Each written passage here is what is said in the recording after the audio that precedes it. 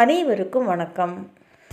சாயந்தரம் 5:30 மணிக்கு வேலை முடித்து வீட்டுக்கு வந்து வீட்டில் இருக்கக்கூடிய சின்ன சின்ன வேலைகளை முடிச்சுக்கிட்டு மாடிக்கு போகலான்னு நினச்சா அங்கே இருட்டி போயிடுது. இந்த வீடியோ எடுத்தது சாயந்தரம் 6:30 மணி தான். ஆனால் எவ்வளோ இருட்டு பாருங்கள். கருப்பாக நிறைய இருட்டாக இருக்கக்கூடிய நேரத்தில் இந்த சாமந்தி செடி இவ்வளோ பிரைட்டாக இருக்கிறது கூட பார்க்க ரொம்ப அழகாக தான் இருக்குது. புயல் காற்றை ஒருபடியாக சமாளித்து இந்த சாமந்தி செடி சூப்பராக வந்துக்கிட்டு இருக்கு. பக்கத்தில் இன்னொரு செடியில் நிறைய வழுதனங்காய் பிஞ்சு விட்டுருக்கு.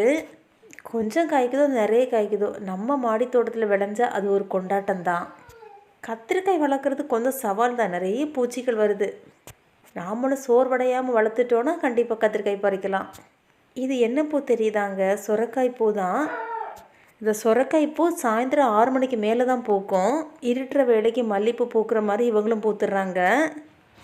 எந்த பூவை எங்கள் கன்னியாகுமரி சைடு தெட்டிப்பூ அப்படின்னு சொல்லுவாங்க. நிறைய ஊரில் இதை இட்லி பூன்னு சொல்கிறாங்க. பார்க்குறது ரொம்ப அழகாக இருக்கும். எந்த ஒரு பராமரிப்பு இல்லாமல் இந்த செடியில் நிறைய பூக்கள் பூக்கும். எவ்வளோ தான் காயும் பூவும் இருந்தாலும் கொஞ்சம் நேரம் நின்று ரசிக்கக்கூடிய ஒரு விஷயந்தான் ரோஜா பூக்கள். என்ன மாதிரியே ரோஜா பூக்களை ரசிக்கக்கூடியவங்க நிறைய பேர் இருப்பாங்கன்னு நினைக்கிறேன். எல்லா செடியிலுமே நிறைய மொட்டுகள் இருக்குது. நிறைய பூக்கள் பூக்கணும்னா அந்த நாட்டு ரகம் ஆரஞ்சு கலர் வாங்கலாம். நிறைய பூ பூக்கும். நான் வேறு தினமும் பூக்களை பறிச்சிடுறேன்னா அதனால தான் பூக்கள் கம்மியாக இருக்குது என்னோடய செடியில். இந்த மஞ்சள் ரோஜா பூ செடியில் அவ்வளோ மொட்டுகள், எல்லா மொட்டுகளையும் ரொம்ப ரொம்ப பெருசாக ரொம்ப அழகாக இருக்குது. செடிகள் வளர்க்குறதும் நம்ம வீட்டு குழந்தைகளை வளர்க்குற மாதிரி தான். 4 நாள் நம்ம குழந்தைகளை கண்டுக்காமல் விட்டோன்னா இஷ்டத்தை டிவி பார்க்க ஆரம்பிச்சிருவாங்க. என்ன படிக்கிறாங்கன்னே தெரியாது.